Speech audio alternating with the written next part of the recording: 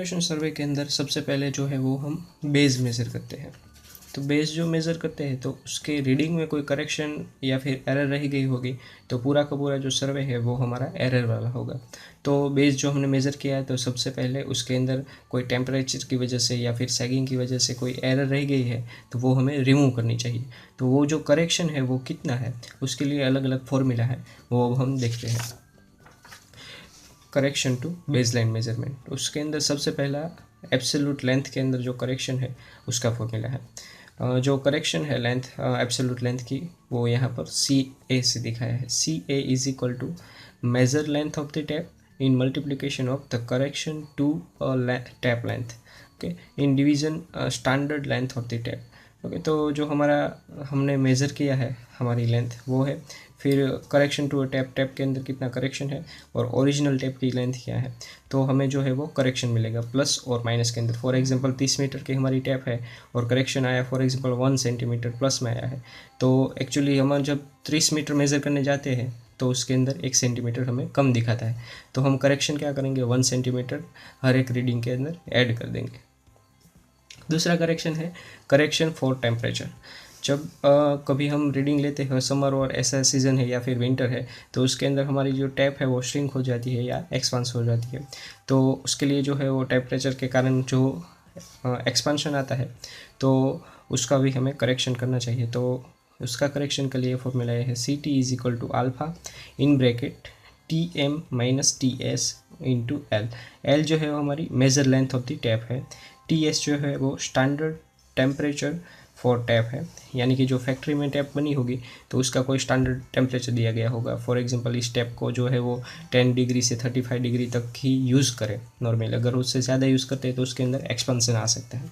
T M mean temperature in field during measurement, जब हम measurement कर रहे हैं तो फील्ड के अंदर क्या टेम्परेचर था वो यहाँ पे लिखा है। अल्फ़ा जो है वो कोएफिशिएंट है, वो टाइप ऑफ मटेरियल के ऊपर डिपेंड करता है, जो टैप है उसके ऊपर। यहाँ पर 2 वैल्यू दी गई है। अगर स्टील की टैप है आपकी तो उसका जो थर्मल एक्सपांशन है उसका कोएफिशिएंट ये होगा 12 इंटू 10⁻⁶ पर डिग्री सेल्सियस। अगर इनवार की टैप है तो 0.9 इंटू 10⁻⁶ पर डिग्री सेल्सियस। अब जो दूसरा करेक्शन है वो है करेक्शन फॉर पुल। जब हम टैप को खींचते हैं तो उसके कारण जो टैप की लेंथ है वो कम या बढ़ती है, तो वो लोड के ऊपर डिपेंड करता है। तो वो हम यहाँ पे करेक्शन कितना है वो देखते हैं। C P is equal to the pull applied during measurement in newton. जो हम मेज़रमेंट के लिए जब हम टैप को खींचते हैं तो वो कितना लोड हमने लगाया है मेज़रमेंट के दौरान वो हमें देखना है। फिर P S minus P S वो है स्टैंडर्ड पुल। ये टैप का कोई स्टैंडर्ड पुल होगा कि भाई ये 10 किलोन्यूटन तक 10 न्यूटन तक जो लोड है वो नॉर्मली ले सकती है। अगर हम उससे ज़्यादा लगाते हैं तो क्या होगा, हमारा जो टैप है वो थोड़ा सा एक्सपांड हो जाएगा, तो उसके लिए हमें करेक्शन करना पड़ेगा। इन मल्टीप्लिकेशन ऑफ मेजर्ड लेंथ, जो हमने लेंथ ऑन साइट मेज़र की है वो यहाँ पे आएगी। फिर है ए ई। ए जो है वो हमारा cross sectional area of tap है। ये टैप को हम अगर कट कर देते हैं तो उसका जो क्रॉस सेक्शन एरिया है वो आएगा। फिर ई जो है वो modulus of elasticity of tape material. हर एक मटेरियल के ये सब अपनी अपनी मॉड्यूलस ऑफ इलास्टिसिटी होती है, तो यहाँ पर हम टैप के लिए करेक्शन कर रहे हैं तो यहाँ पर ई जो है वो टैप का आएगा। फिर है करेक्शन फॉर सैग। जब भी हम मेजरमेंट करते हैं तो टैप के अंदर कोई सैग रह जाता है, यानी कि स्ट्रेट करते हैं तो साइड में से देखेंगे तो ऐसे सैग होगा, तो सैग जो है उसको रिमूव करने के लिए हम थोड़ा और टाइट करते हैं, लेकिन थोड़ा सा सैग रह जाता है तो उसके कारण जो लेंथ में बढ़ावा आता है तो उसको हम कैसे निगलेक्ट कर सकते हैं। तो उसके करेक्शन के लिए ये फॉर्मूला है correction for sag. C sag is equal to L, A suffix में है small L, L L the distance between support in metre. Okay, तो सपोर्ट के बीच के में जो डिस्टेंस है वो मीटर में हमें लिखना है। In bracket W weight of the tape into L L square. Okay, तो जो यहाँ W है वो है weight of the tape in newton per metre. Okay, in division of 24 PA square. The pull applied, tape के अंदर जब हम खींचते हैं तो उसके अंदर कितना लोड लगाया है वो हमें देखना है।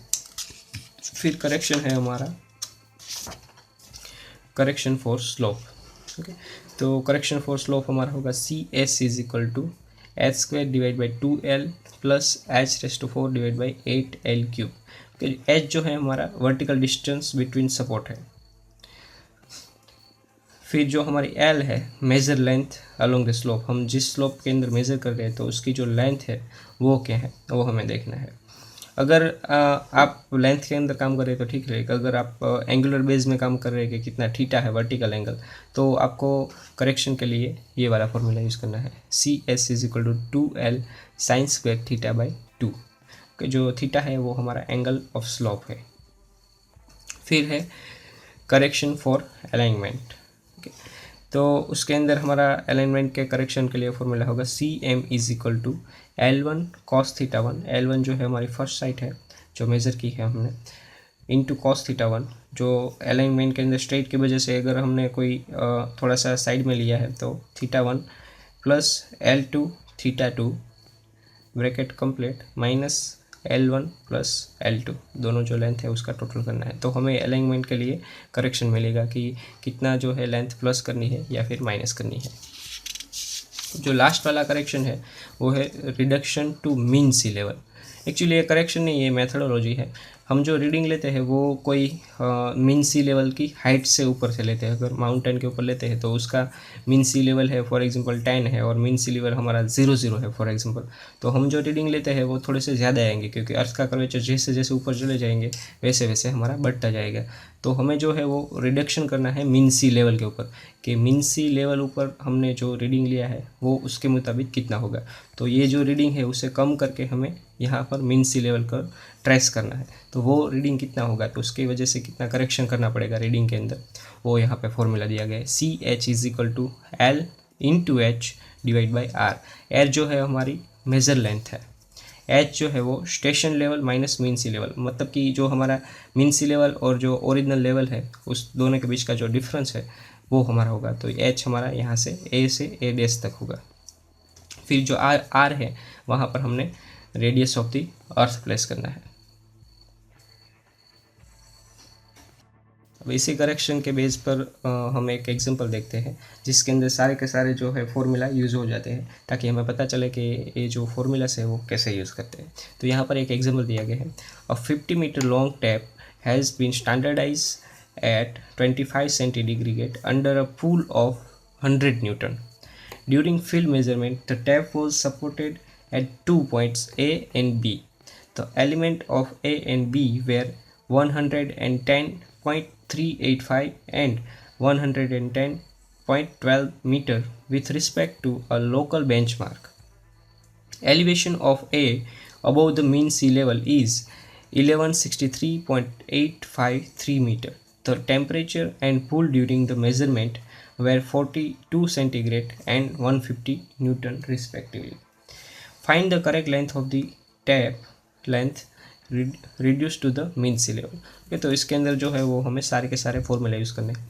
तो सबसे पहले करेक्शन फॉर स्लोप हमें करना है, तो उसके लिए हमारे पास फॉर्मूला है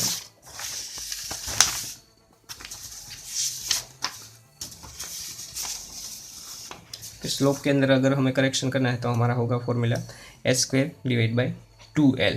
ओके, हमने जो यहाँ पर देखा था सिंपल सा इतना ही यूज़ करना है करेक्शन फॉर स्लोप कि वन साइड स्लोप है इसलिए। तो h² डिवाइड बाई 2L हमारा फॉर्मूला होगा। तो यहाँ पर होगा h² डिवाइड बाई 2L। तो h हमें दिया गया है 110.385 माइनस 110.12, तो वो हमारा हो जाएगा h। तो h हमने देखा था कि h एक्चुअली हमारा क्या है, तो यहाँ से A डैश तक जो हमारा रीडिंग है वो हमारा h होगा। तो हमें जो हाइट है 2 दिया गया है, एक यहाँ पर रीडिंग दिया गया है और एक यहाँ पर, तो उन दोनों के बीच का जो डिफरेंस है वो हमारा h होगा डिवाइड बाई 2L। ओके, तो L जो है हमारी ओरिजिनल लेंथ है टैप की, वो हमें दी गई है 50 मीटर। तो उसकी वजह से हमें करेक्शन मिलेगा नेगेटिव के अंदर 0.0026 मीटर। फिर करेक्शन फॉर टेम्परेचर है, तो टेम्परेचर के लिए जो करेक्शन है उसका भी हमने फॉर्मूला देखा, L alpha TM minus TS। ये वाला जो फॉर्मूला है L alpha TM minus TS is equal to L जो है 50 है, अल्फ़ा जो है हमें एग्जांपल के अंदर दिया होगा, अगर नहीं दिया गया है तो जो मटेरियल है उसके ऊपर से हमें अल्फ़ा लेना है। तो इसका अल्फ़ा होगा 11 × 10⁻⁶। फिर जो हमारे टेम्परेचर थे फर्स्ट वाला ये जो टेम्परेचर है मेज़रमेंट के दौरान जो टेम्परेचर है और ये स्टैंडर्ड टेम्परेचर है। तो मेज़रमेंट के दौरान टेम्परेचर था 42 डिग्री, स्टैंडर्ड टेम्परेचर है हमारा 25 डिग्री। तो 42 - 25 इज इक्वल टू 0.0038। ओके, ये टेम्परेचर की वजह से जो करेक्शन है वो पॉजिटिव आएगा। फिर है करेक्शन फॉर पुल। जब हम जो हमारा मेज़रमेंट की टेप है उसको ज़्यादा खींचते हैं तो उसकी वजह से उसके अंदर कितना करेक्शन आता है वो हमें देखना है। तो P - P0 divide by AE। Okay, तो हमारी जो लेंथ हमने मेज़र की है तो उसके लिए हमने जो फोर्स लगाया है टैप को खींचने के अंदर तो वो कितना है 150 न्यूटन, और स्टैंडर्ड फोर्स कितना है 100 न्यूटन। तो उन दोनों को हम डिडक्ट करेंगे एक दूसरे में से, ⁻² डिवाइड बाई एरिया हमने क्रॉस सेक्शन हमें दिया गया होगा, इन multiplication of modulus of elasticity है वो हमें दी गई होगी 2 × 10⁻11। तो हमें मिलेगा पॉजिटिव के अंदर आंसर 0.0015 मीटर। फिर जो है हमारा करेक्शन बचता है जो सैग है उसके लिए। ओके, तो इसका फॉर्मूला है L × W² divide by 24 P²। Okay, जो हमारा W है वेट ऑफ द टैप है। ओके, और जो L है द डिस्टेंस बिटवीन सपोर्ट है। ओके, तो हमने हमारी जो टैप है उसका 50 मीटर की लेंथ है तो डिस्टेंस बिटवीन सपोर्ट भी 50 मीटर होगा। तो 50 metre × 31.4/2 divide by 24 in multiplication of pull हमने कितना लगाया है 150 न्यूटन, 150²। तो हमारी जो करेक्शन है वो नेगेटिव के अंदर आएगा 0.091 मीटर। करेक्शन जो है वो नेगेटिव और पॉजिटिव है वो डिपेंड करता है किस टाइप का स्लोप है या फिर टेम्परेचर है, पुल है, उसके ऊपर डिपेंड करता है। फिर जो टोटल करेक्शन हमें चाहिए तो ये जो सारे के सारे करेक्शन है प्लस माइनस वाले वो एक दूसरे में हम ऐड करेंगे तो हमें टोटल करेक्शन मिलेगा -0.0883 मीटर। तो अब करेक्शन लेंथ के अंदर करेक्शन क्या होगा हमारा टोटल ओवरऑल लेंथ हमने 50 मीटर मेज़र की है, लेकिन एक्चुअल मेज़रमेंट की लेंथ क्या होनी चाहिए 50 - 0.0883 यानी कि 49.912 मीटर एक्चुअली लेंथ हमने मेज़र की है। अब जो reduction eight mean sea level है हमने यहाँ पर देखा था कि एक्चुअली जो हमने रीडिंग ली है यहाँ पर ली है, हमें चाहिए मीन सी लेवल के ऊपर रीडिंग। तो इसको हम ट्रेस करके मिनिमाइज़ करके मीन सी लेवल के ऊपर जो है वो रीडिंग लाएंगे। तो उसके लिए भी हमारे पास फॉर्मूला है। तो उसके लिए हमारा फॉर्मूला है LH divide by R। L जो है हमारा मेज़र लेंथ है, H जो है हमारी mean sea level height to जो हमारा ओरिजिनल हाइट है वो है, फिर जो हमारा R है वो रेडियस ऑफ द अर्थ है। तो मैंने यहाँ पर रेडियस ऑफ द अर्थ लिख दी है। जो हमारा H है वो लिख दिया है कितना हाईएस्ट पॉइंट हमारा है। फिर जो L है वो मैंने यहाँ पे लिख दिया है। तो हमारा जो आंसर है वो होगा 0.0098 मीटर। तो जियोडेटिक लेंथ अगर हमें मेज़र करनी है तो इसका जो रिडक्शन है एक्चुअली हम ट्रेस करके नीचे ला रहे हैं, तो इसका जो रिडक्शन है वो कितना हो जाएगा इस रीडिंग के अंदर 49.912 माइनस 0.0098 मीटर जितना हो जाएगा। तो हमारा जियोडेटिक लेंथ जो है वो क्या होगी 49.903 मीटर।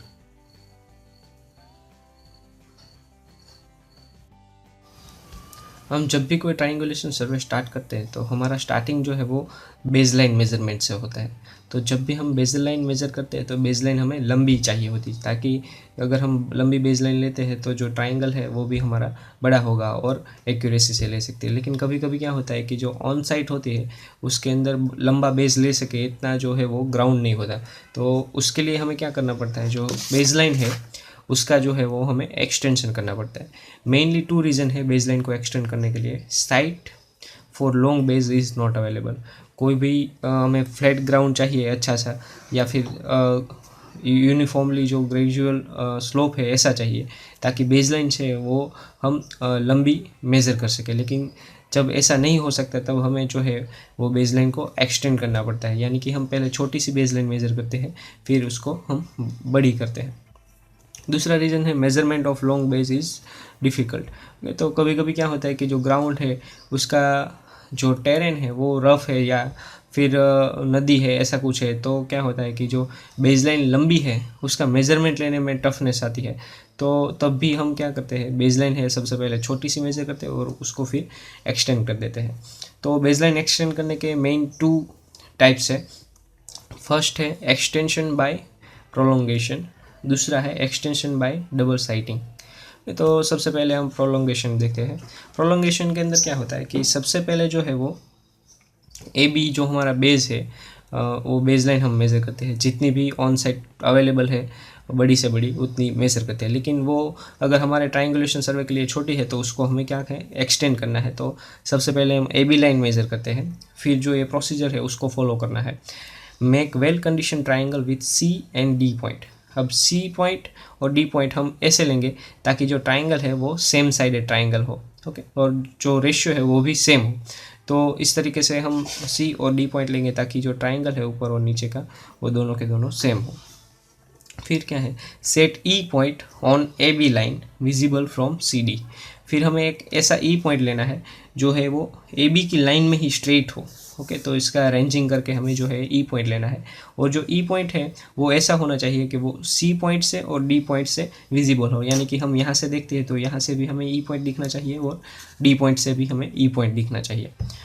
फिर क्या है, calculation of A C and A D from readings of angle, okay. तो हम जब ट्राइंगुलेशन सर्वे करते हैं तो हम जो है वो सारे के सारे एंगल मेज़र करते हैं। तो एंगल जो हमने मेज़र किए हैं उसके बाद साइन रूल यूज़ करके जो हमें है ए डी और ए सी मेज़र करना है, ओके।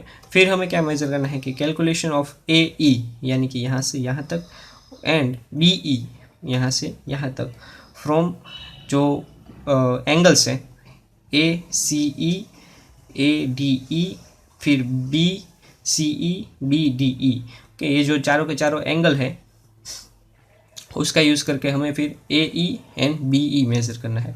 तो उसके ऊपर से जो है हमारी जो बेसलाइन है, नई बेसलाइन हमें मिलेगी ए ई। सेम मेथड का रिपीट करके आपको अगर और भी बड़ी बेसलाइन करनी है तो आप कर सकते हैं।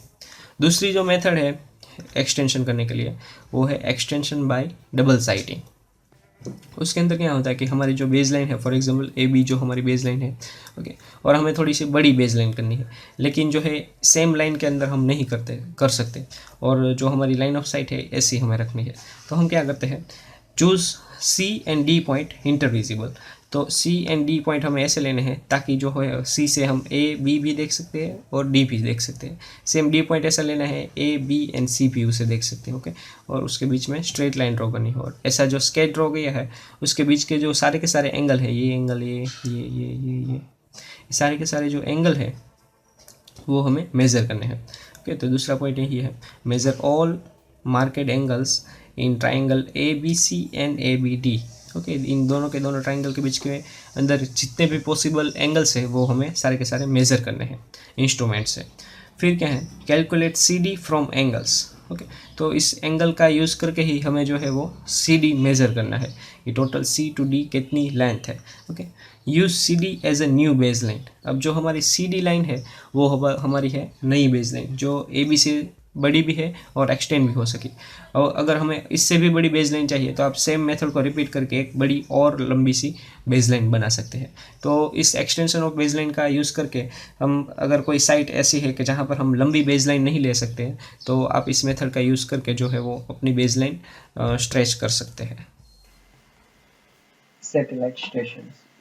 कभी कभी क्या होता है कि वेल कंडीशन ट्राइंगल हमें बनाना होता है, तो उसके अंदर जो है वो हम ट्राइंगल बनाने के लिए जो हमारा बेस लेते हैं, यानी कि जो स्टेशन मार्क्स लेते हैं, उसके लिए हम कोई स्टेबल स्टेशन मार्क लेना चाहते हैं। तो उसके लिए कभी कभी क्या होता है कि जो चर्च है या फिर टेम्पल है या फिर फ्लैग जहाँ पे हम पोस्ट करते हैं, उसके जो पोल है या फिर टावर है, उसको हम एज अ बेस लेते हैं।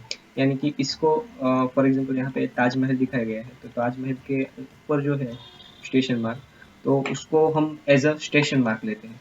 तो ये स्टेशन मार्क है, ये परमानेंट है, ओके। तो ऐसा हम क्यों करते हैं, क्योंकि हमें वेल कंडीशन ट्राइंगल बनाना है। तो ऐसा जब हम करने जाते हैं तो मेनली क्या होता है,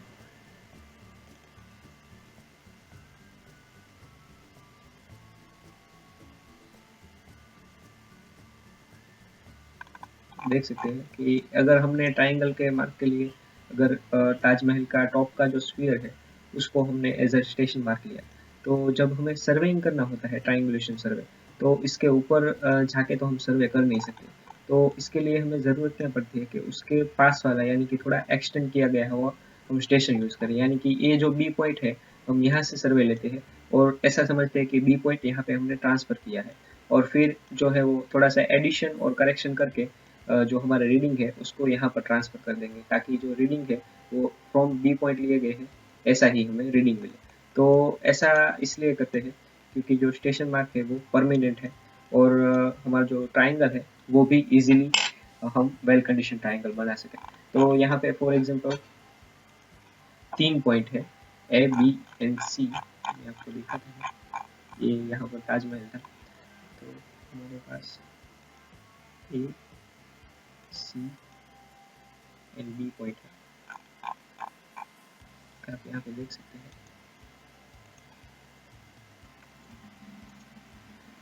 ए सी एंड बी। तो इस बीच हमें जो है वो सर्वे करना है, लेकिन जो बी पॉइंट है वो हमने ताजमहल का जो स्फीयर है उसके ऊपर लिया है यहाँ पर। ओके, तो जो ट्राइंगल है उसका रीडिंग लेने के लिए हम अपना जो ट्राइंगल है वो बनाते हैं, तो ये कुछ इस तरह बनेगा। तो जो रीडिंग है बी पॉइंट के ऊपर से जो हमें लेने हैं, यहाँ पर हम कोई भी एक बेस लाइन लेंगे जो भी, लेकिन जो बी के ऊपर से रीडिंग है वो लेना पॉसिबल नहीं है। तो उसके लिए हम क्या करते हैं, थोड़ा सा जो स्टेशन है बी का वो हम थोड़ा सा शिफ्ट करते हैं साइड की ओर, तो उसे जो है वो सैटेलाइट स्टेशन बोलते हैं। तो हमने फॉर एग्जांपल रीडिंग बी के जो सारे के सारे रीडिंग है वो ऐसा डिसीजन लिया कि भी हम एस के ऊपर से सारे के सारे रीडिंग लेंगे, S to B and S to A जो रीडिंग है वो सारे के सारे हम एस के ऊपर से लेंगे। तो ऐसी कुछ लाइन बनेगी। ओके, तो अब जो हमारा रीडिंग है वो ए एस सी वाला मिलेगा। ओके, तो हम एस ऐसा पॉइंट होना चाहिए कि जहाँ से हम ए भी देख सके, सी भी देख सके, बी भी देख सके। एस पॉइंट जो है वो ट्राइंगल के इस साइड हो सकता है, left hand side, right hand side, नीचे की ओर, या फिर इनसाइड द ट्राइंगल हो सकता है। लेकिन एक कंडीशन ऐसी है कि एस जो है वो उस वहाँ से सारे के सारे पॉइंट दिखने चाहिए। ठीक है, तो अब हम सैटेलाइट स्टेशन के अंदर क्या करते हैं कि जो सारे के सारे एंगल है उसको मेजर करके फिर करेक्शन करके बी के ऊपर का जो है वो रीडिंग लेते हैं। तो वो अब हम देखते हैं कि ये जो है सैटेलाइट स्टेशन उसका करेक्शन कैसे कर सकते हैं। तो यहाँ पर जो सैटेलाइट स्टेशन है वहाँ पर मैंने एक रफ स्केच ड्रॉ किया है। तो ए पॉइंट है, बी पॉइंट है और सी पॉइंट है। तो इसके अंदर जो है वो सी पॉइंट है वो यहाँ पर सी पॉइंट जो है वो यहाँ की साइड है सी के सामने वाले की।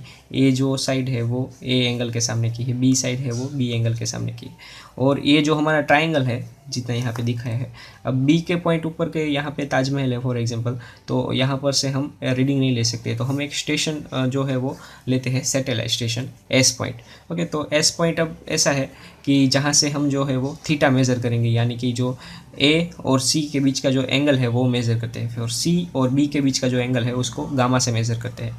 जो बी एंगल है वो तो ओरिजिनल है फाई, वो हमें ढूंढना है एट लास्ट। ओके, तो बी जो हमारा एंगल है वो ए टू सी के बीच का जो एंगल है वो है 5। जो बीच में जो क्रॉस होता है उसको हमने ओरिजिन एज ए ले लिया है, तो वहाँ पे ओ लिखेंगे। फिर हमारा जो एस हमने जो अलग सैटेलाइट स्टेशन लिया है, तो एस ए और बी उस दोनों के बीच का जो एंगल है एस और बी के बीच का उसको अल्फ़ा 1 बोलेंगे। सी साइड थे एस और बी का जो एंगल है उसको हम अल्फ़ा 2 बोलेंगे। अब सेम हमें साइन रूल ही इसके अंदर यूज़ करना है। तो साइन रूल हमारा ऐसा है, फॉर एग्जांपल हमें बी सी साइड चाहिए यानी कि स्मॉल ए चाहिए, तो उसके लिए साइन रूल क्या था, B is equal to sine A divide by sine 5। Okay, तो साइन 5 क्या है, सी बी ए यानी कि बी एंगल जो था, इसलिए यहाँ पर होगा B is equal to sine A divide by sine B. Okay, तो अब जो ए है हमारा वो ए वाला एंगल है, सी ए बी, ये वाला हमारा एंगल ए है, तो sine A divide by sine 5। Same तरीके से अगर हमें सी साइड चाहिए, ए बी वाला जो पोर्शन है ये वाली लेंथ चाहिए, तो सी इज इक्वल होगा small B sine C divide by sine 5। C जो है साइन सी वो हमारा होगा ए सी बी, ये पूरा का पूरा जो एंगल है वो, तो sine C divide by sine 5। अब दम हमारे पास इसको equation number 1 and equation number 2 का नाम देना है। फिर जो है वो हमें फॉर एग्जांपल एंगल बी वो कितना होगा, तो हमें मालूम है कि ट्राइंगल जो है वो टोटल इंटरनल एंगल जो होता है वो 180 डिग्री होता है। तो अगर हमें फॉर एग्जांपल 5 ढूंढना है, तो हमारे पास ये एंगल है, ये एंगल है, तो उसके इसके अंदर से माइनस करना है। तो 5 is equal to 180 degree minus A वाला जो एंगल है वो और सी वाला जो एंगल है वो उसको माइनस करना है। अब हमारा अल्फ़ा 1 हमने देखा कि जो S angle S A B जो है वो हमारा अल्फ़ा 1 है, एंगल एस सी बी जो है हमारा अल्फ़ा 2 है। अब हमें जो ट्राइंगल है दोनों के दोनों, उसके ऊपर से साइन रूल यूज़ करके अल्फ़ा 1 एंड अल्फ़ा 2 ढूंढना है। तो अगर हम सेम मेथड से यूज़ करते हैं साइन रूल, ट्राइंगल जो है हमारा ए बी एंड सी, उसके अंदर हमें साइन रूल यूज़ करना है। तो sine alpha 1 is equal to, क्योंकि ये वाला जो है वो अल्फ़ा 1 है, इज़ इक्वल टू हमारा क्या होगा, जो हमने ट्राइंगल लिया है ए बी एस वाला ट्राइंगल लिया है, यानी कि ये वाला जो पोर्शन है ये ट्राइंगल का लिया है। तो sine alpha 1 is equal to S B, जो ये लेंथ है यानी कि डी होगा, into sine A S B, sine A S B यानी कि जो एंगल है थीटा एंड गामा, उस दोनों का जो टोटल होता है वो हमें एंगल लेना है, डिवाइड बाई ए बी, ये वाली जो है। ओके, तो इसके अंदर क्या होगा, जो हमारा एस बी है वो डी हो जाएगा, ए एस बी जो है वो थीटा प्लस गामा हो जाएगा, तो sine theta plus gamma divide by small C. ये हमारा इक्वेशन नंबर 3 है, क्योंकि इसके अंदर हमें अल्फ़ा 1 की वैल्यू मिल रही है, साइन अल्फ़ा 1। अब हम एंगल दूसरा ट्राइंगल लेते हैं सी बी एस, यानी कि जो ये वाला ट्राइंगल है वो अब हम ध्यान में ले रहे हैं। तो इसके अंदर हमें क्या मिलेगा, sine alpha 2 is equal to S B into sine angle C S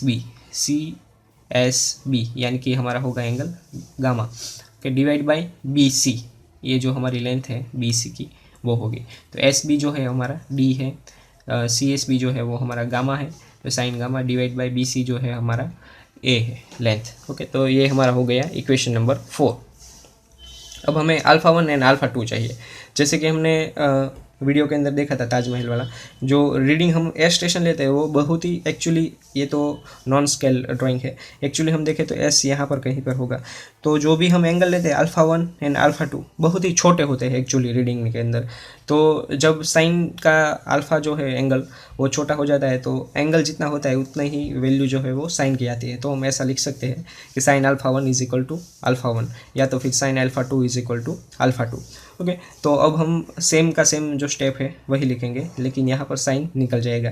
तो alpha 1 is equal to D sine theta plus gamma divide by C is equal to, ये जो वैल्यू हमें आंसर मिलता है वो रेडियन के अंदर मिलता है। अगर हमें वो डिग्री के अंदर चाहिए तो 180 degree into 3600 seconds divide by 3.14, यानी कि पाई हमें डिवाइड करना है, तो हमें जो वैल्यू है वो सेकेंड के अंदर मिलेगी डायरेक्टली। तो सेम मेथड ही सेम ही लिखा है, D into sine theta plus gamma divide by C in multiplication. ये जो आंसर मैंने आपको बताया था 180 डिग्री डिवाइड बाई 3.14, जो 3600 इसके मल्टीप्लिकेशन किया है वो सेकंड में कन्वर्ट करने के लिए किया है, तो इसका आंसर है 206265 आएगा। तो ये जो आंसर है अल्फ़ा 1 का हमें सेकंड के अंदर मिलेगा। सेम अल्फ़ा 2 के अंदर हमें करना है, तो D sign gamma divide by A in multiplication of 206265 second के अंदर आंसर मिलेगा। अब जो है हमारा angle A O C angle है, उसकी कितनी वैल्यू होगी ट्रिगोनोमेट्री के ऊपर से, कि ए बी सी जो हमारा एंगल है A B C plus alpha 1 उसके जितनी वैल्यू होगी। ओके, तो इसे हम इक्वेशन नंबर 5 देते हैं। तो हमारा ए बी सी एंगल है, तो ये हमारा जो है वैल्यू 5 होगी। अब ए ओ सी हमें ढूंढना है, ए ओ सी।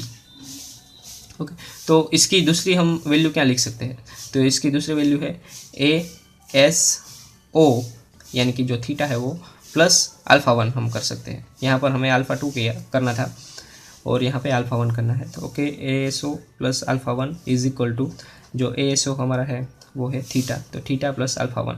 तो ए ओ सी की हमें दो वैल्यू मिली है, 5 plus alpha 2 and theta plus alpha 1। तो इक्वेशन नंबर 5 एंड 6, इस दोनों को हम जो है left hand side and right hand side place कर सकते हैं, क्योंकि जो इसकी लेफ्ट हैंड साइड है वो सेम ही है।